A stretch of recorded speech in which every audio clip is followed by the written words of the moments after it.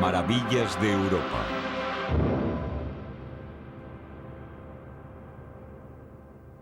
Paisajes extraordinarios.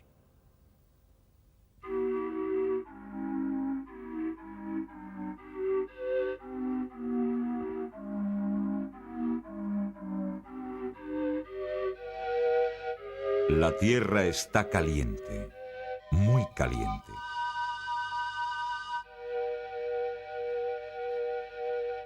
En la antigüedad, los griegos llegaron aquí y llamaron a esta región los campos flegreos, es decir, ardientes. De igual manera, pudieron hacer referencia al olor, ya que junto a estas bocas amarillentas la atmósfera es irrespirable. Los vapores que se elevan desde el suelo a una temperatura superior a los 150 grados centígrados están cargados de anhídrido sulfuroso.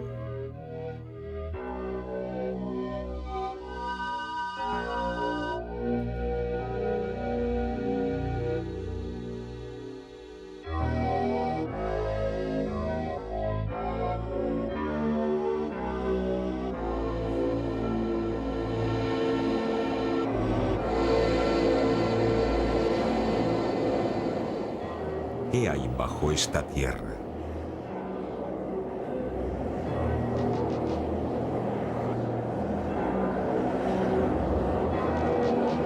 ¿Con qué infierno tiene relación este lugar misterioso?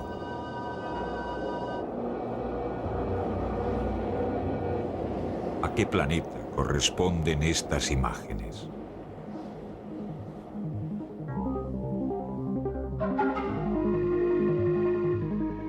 Son, en realidad, una imagen poco común del litoral italiano. Nos encontramos en Pozzuoli, cerca de Nápoles, en el cráter de un volcán que no ha dicho aún su última palabra, el Solfatara.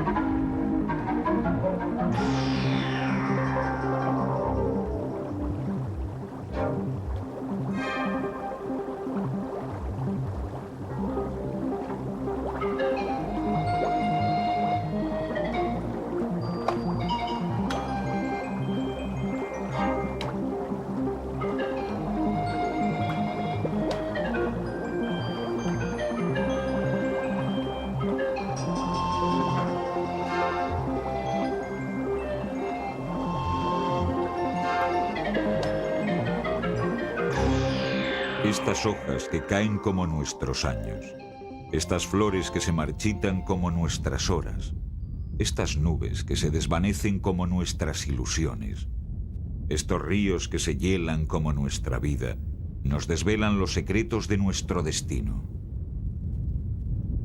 Chateaubriand sintió y expresó en unas pocas líneas cómo los humanos buscamos a través de los paisajes una imagen semejante a nosotros mismos.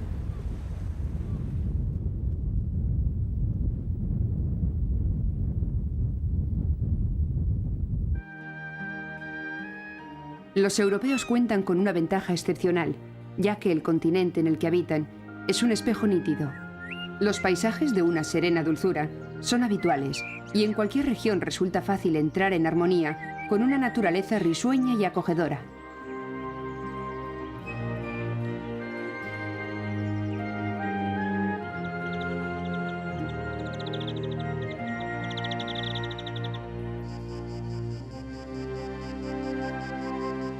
Este continente poco extenso, pues no representa más que una 1/15 parte de nuestro planeta, está situado entre los paralelos 35 y 75. Esta ubicación privilegiada evita los excesos climáticos. Las temperaturas medias están comprendidas entre los 15 grados bajo cero y los 15 grados en invierno y de 0 a 30 grados en verano. Los océanos y los mares no son ajenos a este fenómeno. El Atlántico, el Mediterráneo y el Báltico circundan el continente y suavizan los climas. En Europa, ningún lugar está a más de 700 kilómetros de una costa.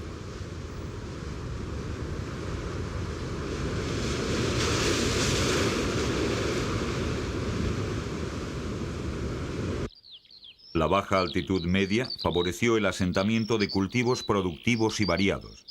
El 44% de la superficie es apto para la agricultura, lo que supone una proporción 3 veces mayor que en América del Norte.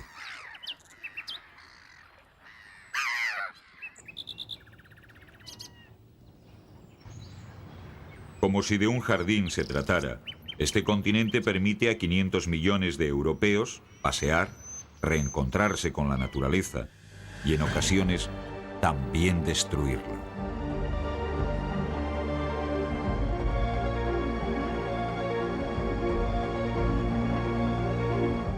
Cada año en Europa, decenas de miles de hectáreas se convierten en paisajes muertos. La causa de los incendios forestales hay que buscarla en el desinterés por cuidar de un patrimonio natural secular. El ciclo de crecimiento del roble es de 250 años.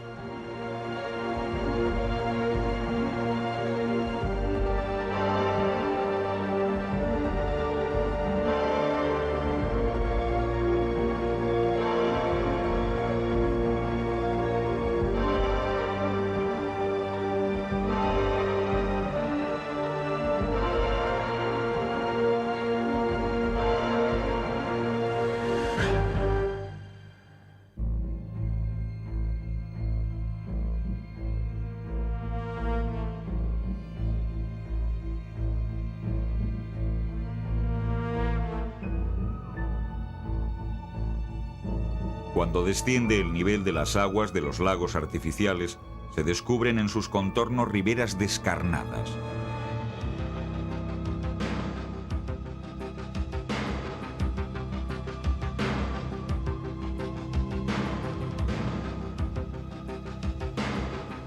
Sumergidas habitualmente, han perdido por esta razón su vegetación y se presentan en forma de franjas desérticas en pleno corazón de un paisaje de tonos verdes.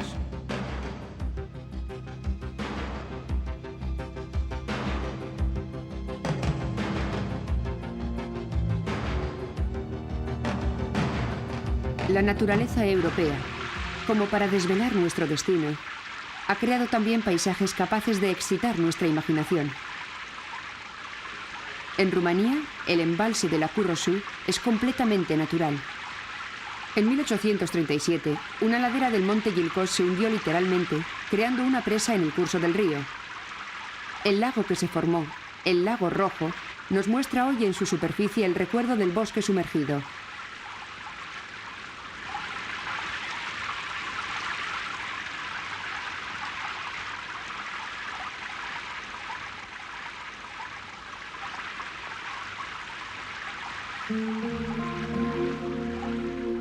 Los mortas son robles fosilizados endurecidos y negros, vestigios de un antiguo bosque subboreal que data del año 2000 a.C.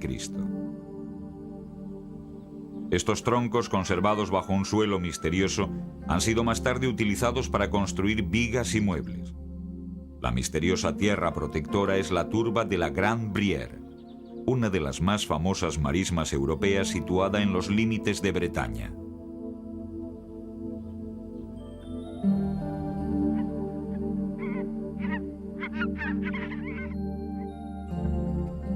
El bosque de robles resistió 500 años antes de ser abatido por los vientos del oeste y más tarde cubierto por arrasadoras formaciones de la naturaleza. Pero el origen de la Grande Brière se remonta a una depresión tectónica ocurrida hace 15 millones de años. Hace 10.000 años el mar depositó, antes de retirarse, una arcilla azul en la tierra. la crecida de las aguas provocó la formación de una gran zona pantanosa. La Gran Brière se descubre a orillas del agua. Esta embarcación de fondo plano, maniobrada con la ayuda de una percha, ha sido desde siempre el medio de transporte local. Incluso si hoy en día se le acoplara un motor, esta barca seguiría siendo el mejor vehículo para penetrar en el corazón de las marismas. El núcleo de este lugar de 7.000 hectáreas permanece en estado virgen, compuesto por un mosaico de canales, cañaverales y albuferas.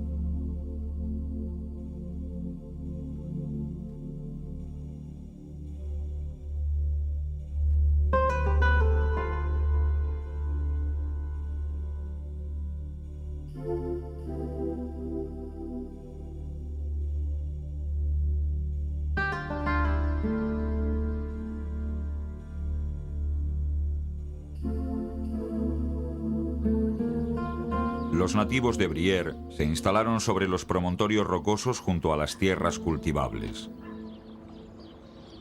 Sus parcelas están situadas a lo largo del canal que bordea la isla. Antaño el nivel del agua dependía directamente del Loira y variaba en función de las mareas. Sus niveles son controlados hoy en día por medio de compuertas. Los excesos de agua son evacuados al estuario del Loira, mientras que en los meses de verano la operación se realiza a la inversa.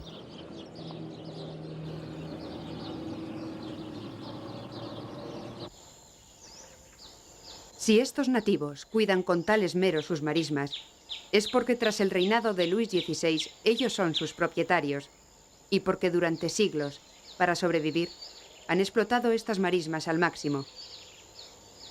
La explotación de juncos es primordial para la construcción de techumbres para las cabañas y para la fabricación de lechos para el ganado. También extraen turba y se dedican al pastoreo. Las vacas y los caballos toman posesión de estas praderas en cuanto se retiran las aguas en primavera.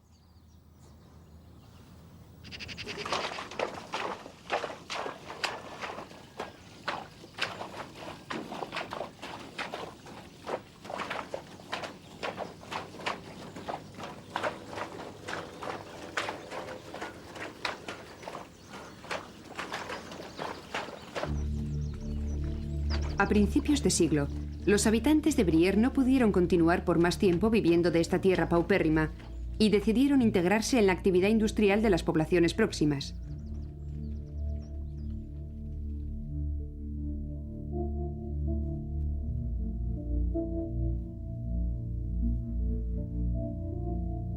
Entonces, ¿por qué recorren aún los canales y los cañaverales que parecen no tener nada que ofrecer?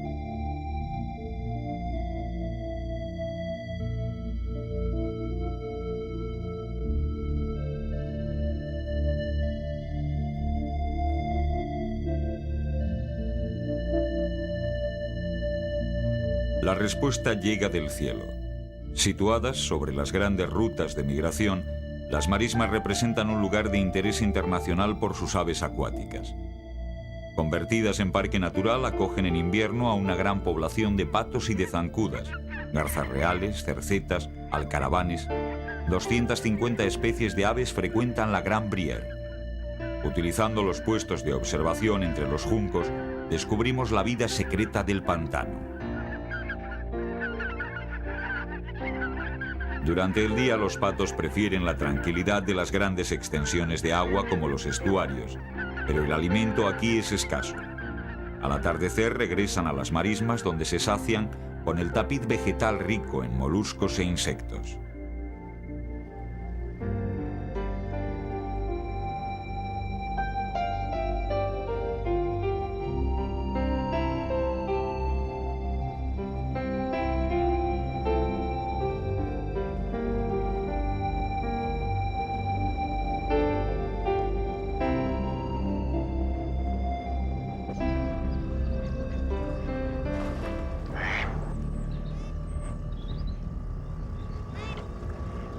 Los habitantes de Brière confían en saber preservar su patrimonio y se organizan mejor cada día para aproximar al turismo la originalidad de su región.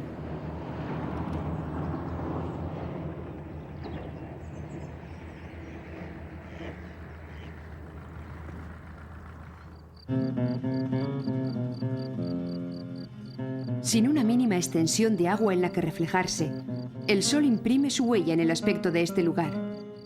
Tabernas, una pequeña ciudad española, parece perdida en el extremo del continente.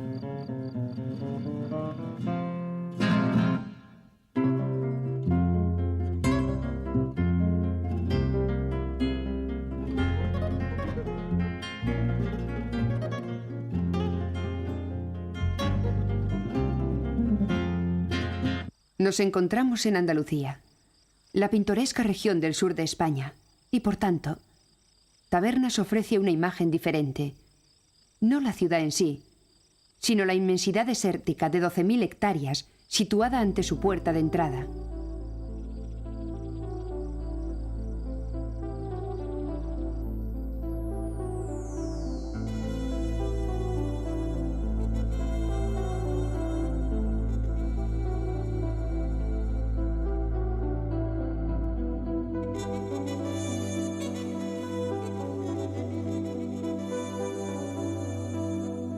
Otras latitudes acogerían voluntariamente el desierto de Tabernas. Este es un lugar único en Europa.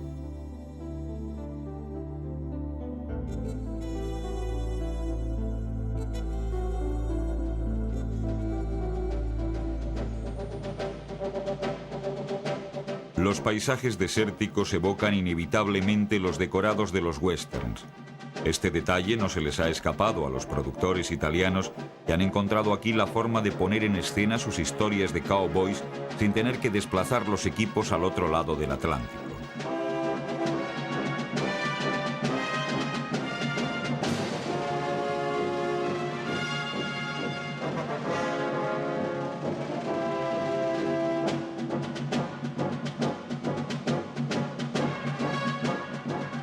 Los decoradores han aportado su maestría al paisaje creando ciudades de cartón piedra necesarias para las películas.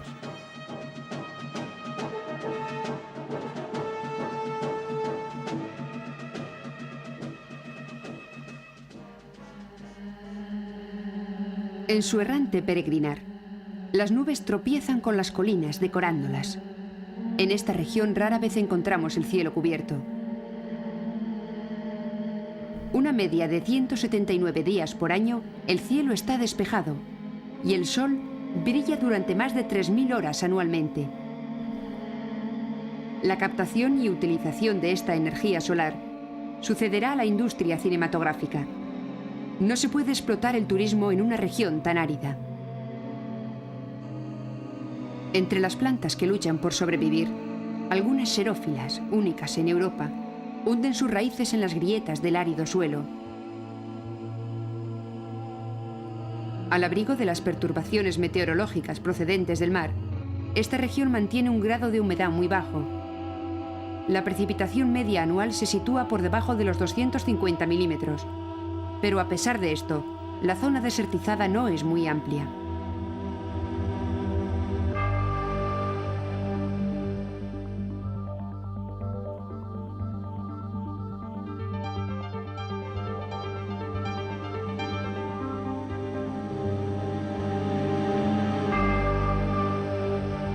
A unos cientos de kilómetros se encuentra el Campo de las Dalias, área de regadío, donde se extiende la huerta de Europa.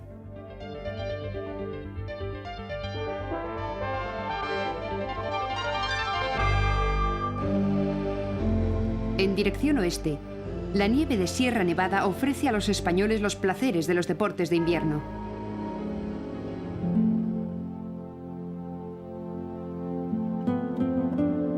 Lejos de las imágenes típicas de Andalucía, la vista que nos presenta Tabernas ciertamente no es la más hospitalaria, pero tal vez sea la más impactante. El escritor Juan Goytisolo descubrió y adoptó esta región. Mi recorrido por la provincia de Almería en septiembre de 1956 fue en realidad un periplo bautismal. El enfrentamiento con un mundo, una realidad, un paisaje cuya desnudez, violencia y aspereza me atrajeron de forma inmediata. Como si se tratara de la realización de un sueño o de un presentimiento, descubrí la fuerza que emanaba de estas montañas y de estas tierras desérticas, de una soledad devastadora.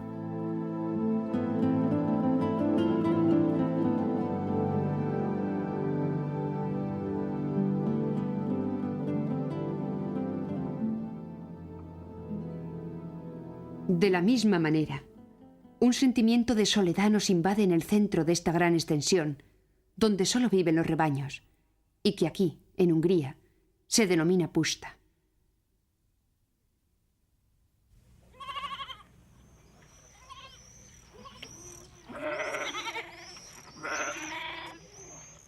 La palabra puszta significa desértico y designa la estepa más grande de Europa Central, existente en nuestros días, la puszta de Ortovágy.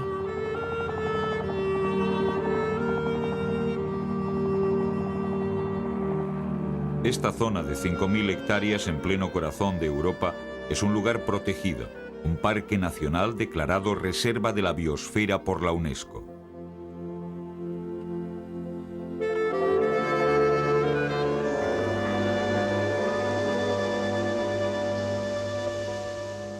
Para preservar la tranquilidad de las plantas y de los animales, y en particular de las aves migratorias que aquí hacen escala, existen áreas inaccesibles a los visitantes. En esta zona, en otros tiempos muy extensa, se comenzó en el siglo XVII por fijar las arenas movedizas plantando acacias. Tras esto, la repoblación forestal y el regadío favorecieron el desarrollo de la agricultura. En la época imperial era peligroso cruzar la puszta. Los viajeros se hacían escoltar por un pelotón de ulanos. Los beitiares, bandidos a caballo envueltos en grandes pieles, constituían la gran amenaza de la estepa.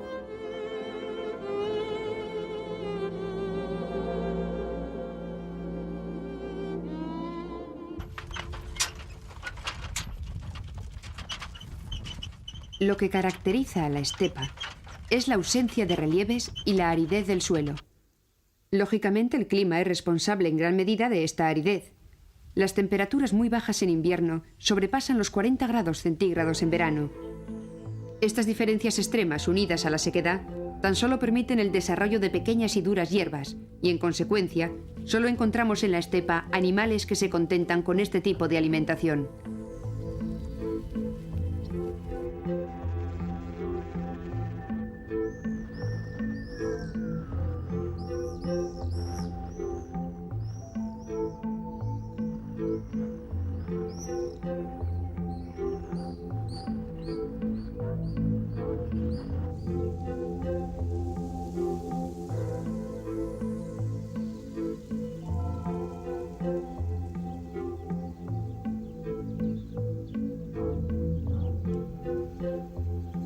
La puszta de Ortovágy es el dominio del buey gris, característico por su gran cornamenta. Esta especie, antes de ser protegida, estuvo al borde de la extinción.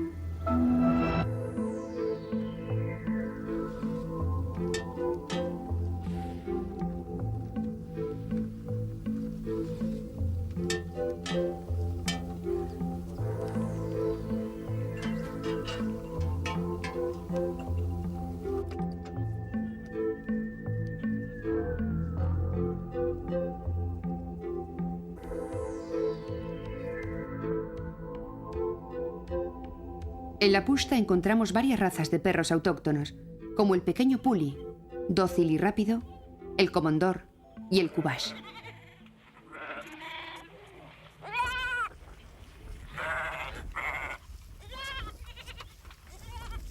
Actualmente los pastores siguen conduciendo sus rebaños de un pastizal a otro.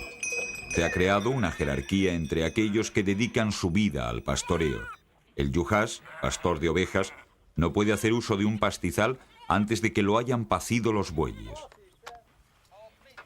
Los bueyes son cuidados por el guliás, pero el más noble de esta profesión es el sicos, o pastor de caballos.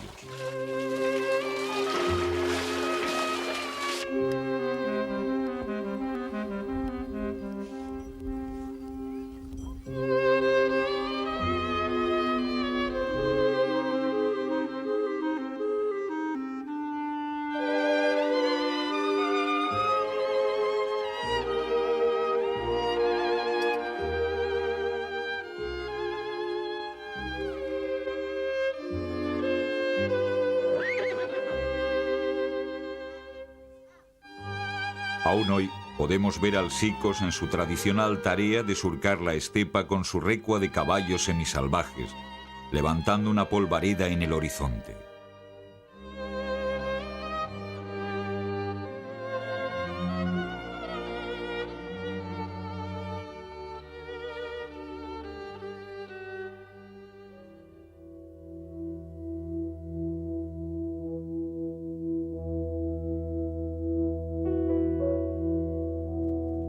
A pesar de su gran vegetación, también esta región es denominada desértica, el desierto de Agriates. En esta zona septentrional de Córcega nos enfrentamos al maquis, es decir, una vegetación baja tan densa que impide al hombre progresar. No hay carreteras y existen muy pocos caminos. Próspero Mérimée, que vivió en Córcega en el siglo XIX, nos ofrece una definición realmente acertada. A esta variedad de bosque cerrado se le ha denominado maquis. Está compuesto por distintos tipos de árboles y arbustos entremezclados, como le gusta a Dios. Únicamente con la ayuda del hacha es capaz el hombre de abrirse camino. El maquis es tan sumamente espeso que ni las mismas cabras pueden penetrar en él.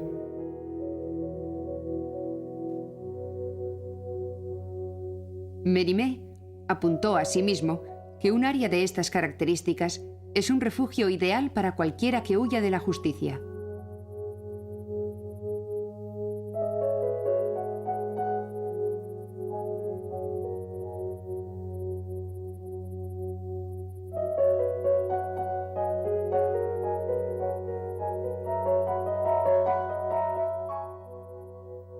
Pero Agriates no es solo esto. Las 13.000 hectáreas que componen esta semicircunferencia erróneamente llamada desierto constituyen una zona protegida a lo largo del litoral. 36 kilómetros de costa intacta, inaccesible por carretera, la delimitan al norte. Las playas de Agriates fueron la vía de entrada de los invasores procedentes del continente. Los pueblos en peligro abandonaron sus asentamientos definitivamente en el siglo XVI para replegarse hacia el interior.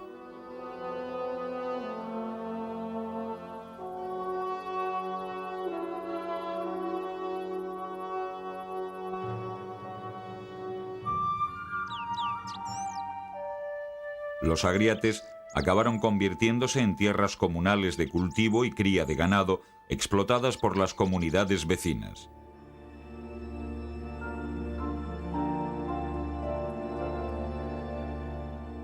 A comienzos de siglo, la agreste tierra de Agriates, menos rica que la de las colonias, vio partir a comunidades enteras de lugareños allende los mares. Su explotación se interrumpió por abandono de los agricultores y pastores. Los corrales y rediles fueron abandonados.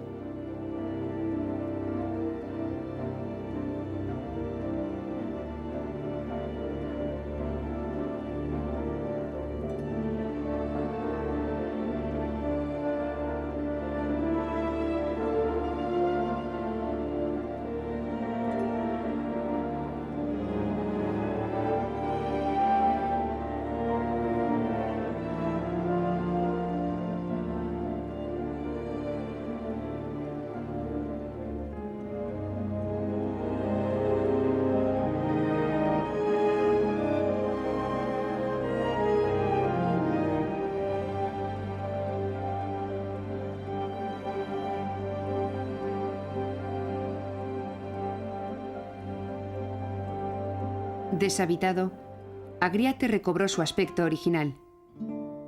En la actualidad, en la era del auge inmobiliario, han sido desarrollados programas de protección para que este enclave natural pueda conservar su carácter único y salvaje.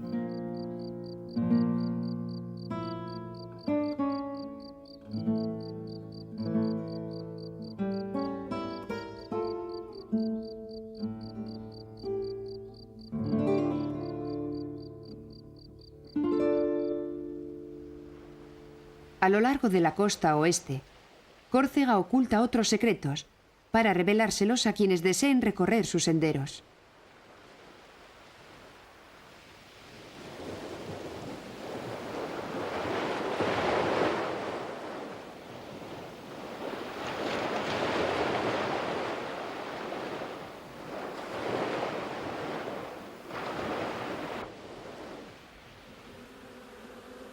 Entre Porto, pequeño puerto identificable por su forma cuadrangular, y Piana, situado a algunos kilómetros más al sur, se extiende una zona llamada Ecalanque, donde encontramos un conjunto de rocas, singular por sus formas y su color rojo.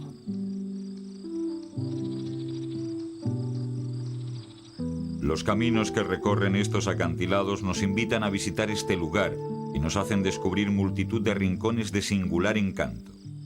Las rocas son una combinación de granito y pórfido. El color que prevalece en esta diversidad se lo otorga el feldespato. Sus formas fueron creadas por las distintas diaclasas que seccionaron los bloques de granito que, producto de la erosión, se fueron redondeando y situando de forma desordenada. En esta misma época, otra singular forma de erosión sometió a las rocas a diversas transformaciones. Es el caso del tafoní, o agujero. Se origina a partir de la desaparición de un cristal desarrollado en su interior. Este curioso fenómeno es producto de las alternancias entre hidratación y deshidratación. Secciona las superficies cortándolas en forma de finas escamas. El tafoní provoca un hundimiento en la roca, una cavidad, y en algunos casos la taladra en profundidad, creando refugios naturales utilizados desde siempre por los pastores. El sol, en su recorrido, juega con los agujeros y curvas, decorando las paredes con claroscuros.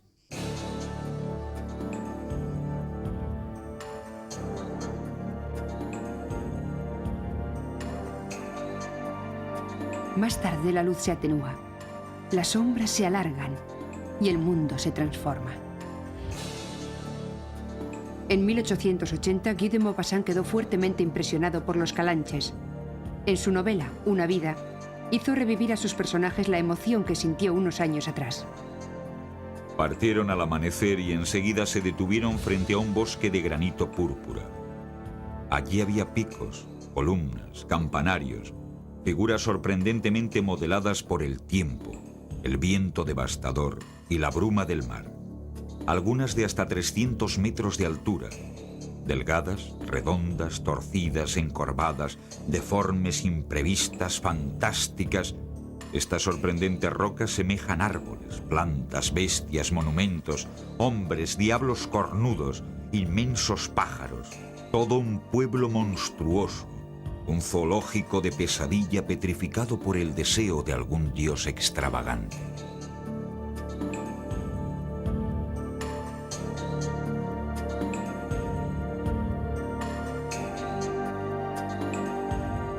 Al atardecer en Piana, los colores en los que se confunden tierra y mar parecen sustraídos de algún cuadro.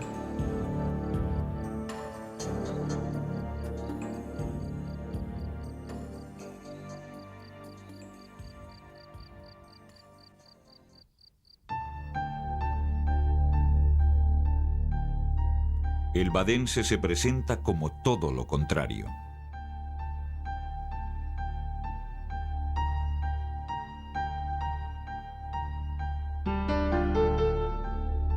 En principio, se define como la negación. Negación del color, de las formas, del relieve. Negación de la propia identidad. El Badense no es ni mar ni tierra.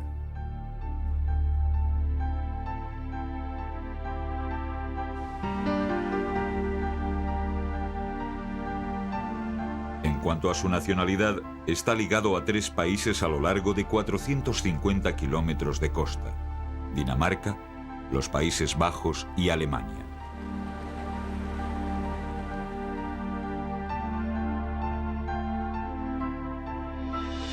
Más tarde, el Badense muestra una imagen más personal, pero terriblemente efímera. Como si de la pizarra de un estudiante se tratara, el mar cada 12 horas lo borra y lo dibuja de nuevo de forma diferente. Con cada marea las aguas invaden el llamado Bad, un espacio anfibio en ocasiones sumergido hasta 20 kilómetros de profundidad, para más tarde retirarse y permitirnos descubrir la vida animal y vegetal adaptada a tan singulares condiciones.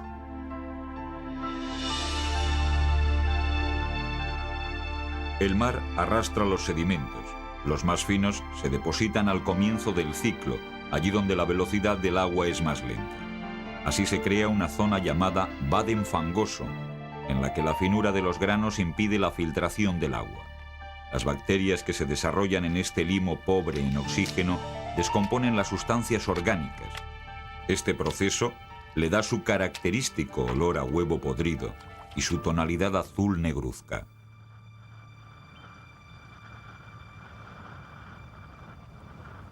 En el otro extremo de la cadena alimentaria, un centenar de especies de aves acuáticas disfrutan de este biotopo, uno de los más productivos del mundo. Numerosas reservas naturales se encuentran diseminadas a lo largo de la costa, ofreciendo a los animales zonas de descanso y de reproducción.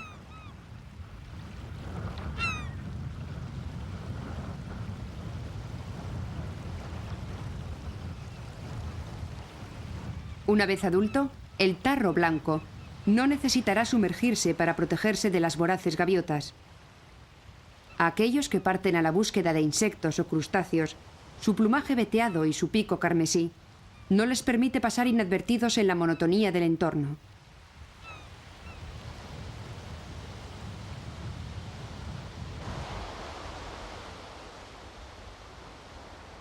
El badense no es tan uniforme como parece. Por el contrario, ofrece una gran variedad, ya que se trata de una zona de transición. Para su creación es indispensable que haya tras él un territorio llano. El paso a las distintas zonas se realiza sin ningún sobresalto. Más allá, el mar se acerca a los Marschen, tierras bajas y fértiles ganadas al océano. Estas extensiones herbosas, con las que el mar se topa ocasionalmente, se llaman campos salados. Tanto para las plantas como para los animales, la abundancia de sal, incluso en el suelo, supone una condición de vida extrema a la que deben adaptarse. Un eider adulto ingiere entre 40 y 50 gramos de sal diarios, es decir, entre el 2 y el 3% de su peso. Los animales de cría que pastan en los campos salados no consumen tanta sal, pero su carne presenta un particular gusto salado. El sabor de esta barnacla es muy apreciado, tal vez porque esta ave es herbívora. Pero esto también supone un problema, ya que cuando una bandada de estos patos se posa sobre un campo, son necesarias varias semanas para que la hierba vuelva a crecer lo suficiente para los rebaños.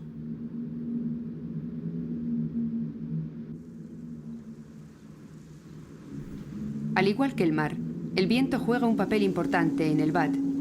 Desplaza la arena que se ha depositado durante largo tiempo, formando una hilera de dunas.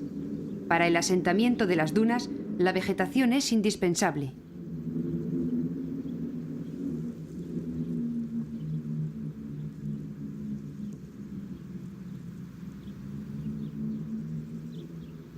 La grama y la arenaria, también conocida bajo el nombre de oyat, son las más comunes.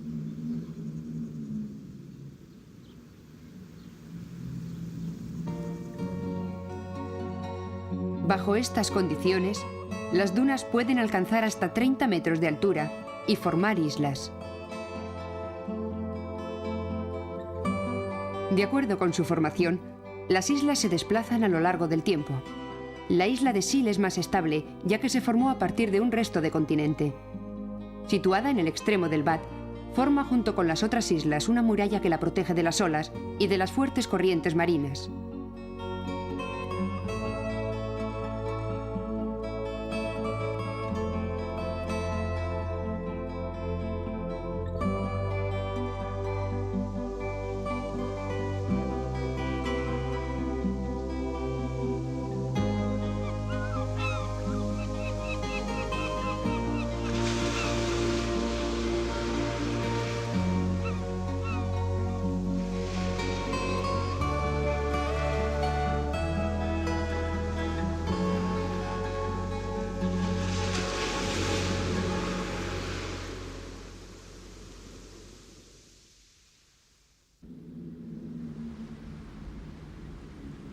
En el Badense, el deseo del hombre de unir las islas a la tierra queda patente en los denominados Landungen. Estos diques están formados por dos hileras de estacas y ramaje seco que retienen los sedimentos cuando el mar se retira.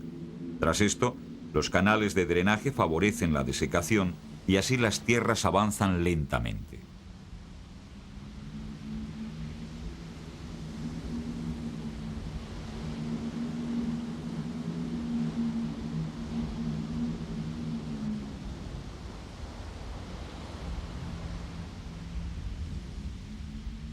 Pero no es fácil contener el mar.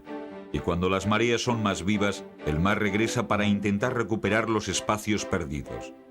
La única forma de proteger el territorio que queda a sus espaldas es la construcción de diques. Los primeros datan del año 1000 y tienen poco que ver con los de hoy en día, cuyos cimientos llegan a medir 70 metros. Pero ¿será esto suficiente? Los expertos afirman que en la actualidad el mar está subiendo de nivel y que tarde o temprano la costa será devastada por una sucesión de fuertes mareas que se tragarán los diques y parte de la planicie costera.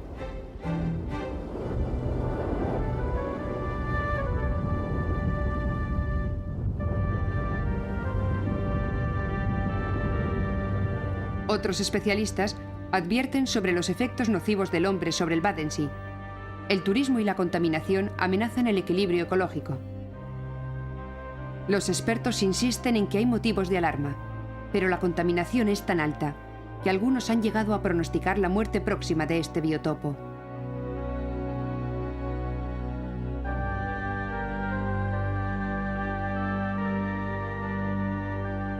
Más al norte, la denominada dorsal escandinava no presenta de momento estos problemas.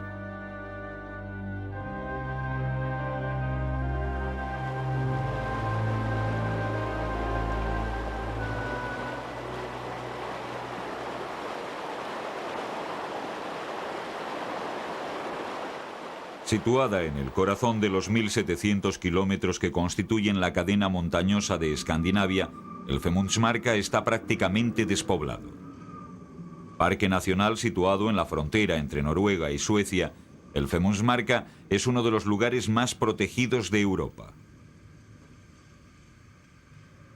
El turismo es prácticamente inexistente, ya que el invierno en estas montañas es largo. Comienza a finales de agosto y termina a finales de mayo. En julio, el mes más cálido, las temperaturas medias se sitúan por debajo de los 10 grados centígrados.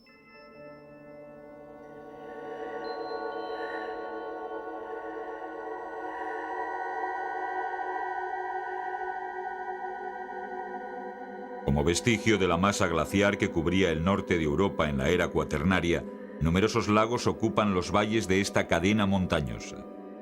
A diferencia de los lagos finlandeses que se encuentran en las llanuras, estos están encerrados entre montañas y son, por lo tanto, más alargados y profundos. Con 514 metros de profundidad, el lago Hornindal, en Noruega, es el más profundo de Europa, pero aquí, en el parque de Femundsmarka, se le denomina Femunden. El lago permanece helado en invierno y adopta la forma de una gran pista plana y blanca de más de 50 kilómetros de longitud.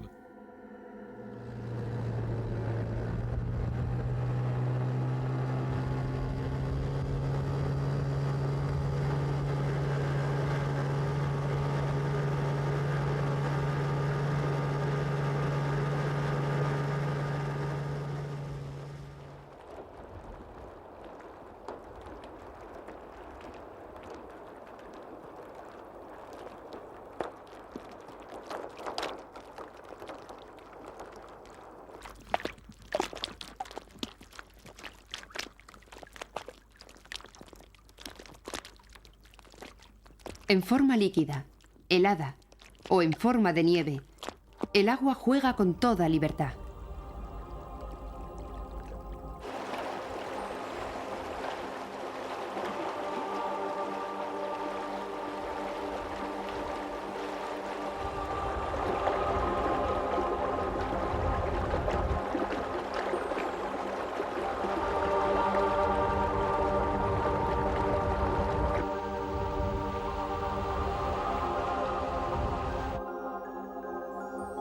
La nieve virgen que recubre el suelo es testigo del aislamiento de esta región.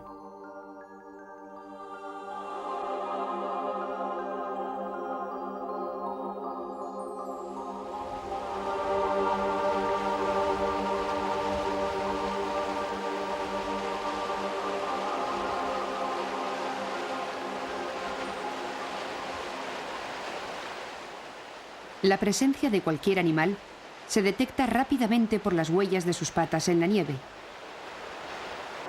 El mirlo acuático es un pájaro frágil que gusta de este mundo tranquilo. Ni tan siquiera en invierno abandona la región.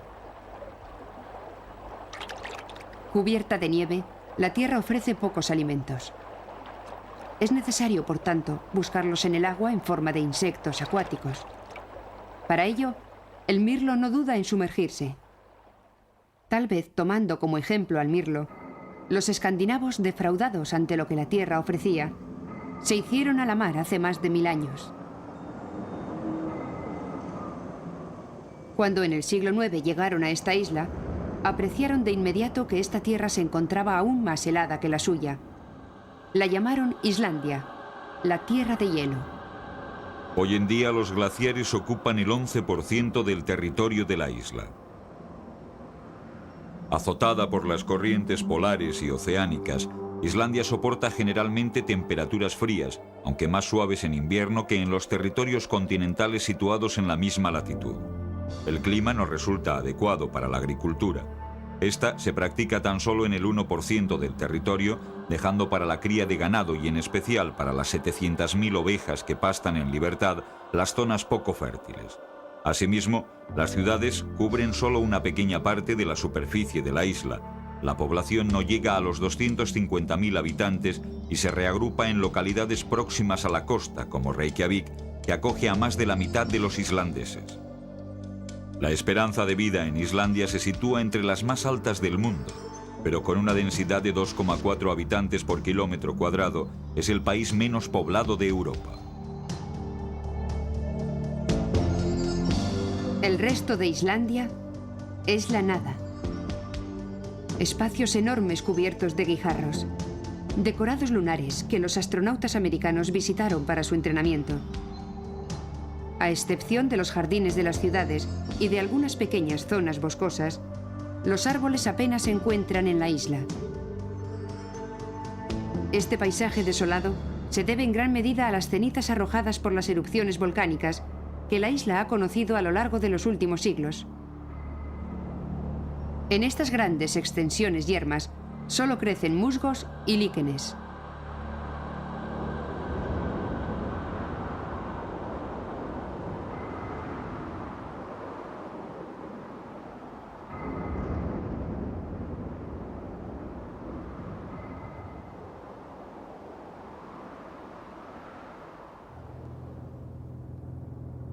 Bajo estos campos de lava, todavía se siente próxima la presencia del magma que en la era terciaria provocó el nacimiento de Islandia en medio del océano.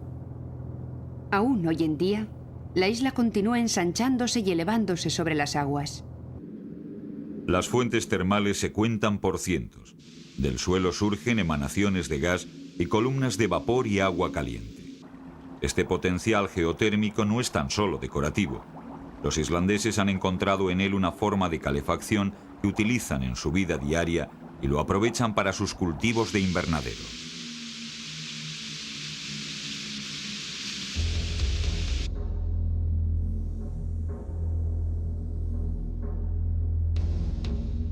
Entre estos campos de lava se encuentra un gran desierto llamado Odadaraun, el desierto de los crímenes. Este nombre está ligado a la historia de este lugar, pero también a su leyenda. Antes del siglo XIII, el Alþing, el primer parlamento del mundo, dirigió la sociedad islandesa. Sin policías ni verdugos que aseguraran el cumplimiento de la ley, el país recurrió al destierro como castigo para los malhechores. Perseguidos por doquier, estos se vieron obligados a alejarse de las ciudades y a buscar refugio en los inmensos campos yermos. En el desierto de Odadaraun crece un líquen comestible llamado cetraria, que les permitió sobrevivir aunque en condiciones infrahumanas. Cada viajero que se aventuraba en estas zonas se convertía en una posible víctima. Las leyendas exageraron los relatos sobre estos peligrosos encuentros y definieron este desierto como una zona terrorífica.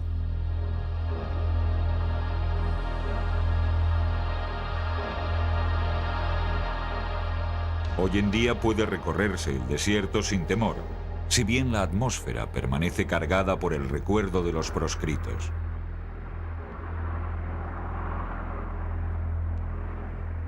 El paisaje mineral provoca una cierta angustia y el caminante No puede evitar la sensación de peligro. La dificultad para avanzar en este terreno tan irregular, los saltos de los torrentes glaciares, la ausencia de población en estas inmensas extensiones, dejan al viajero que desea conocer Islandia en profundidad absolutamente desnudo y solo, incomparablemente solo.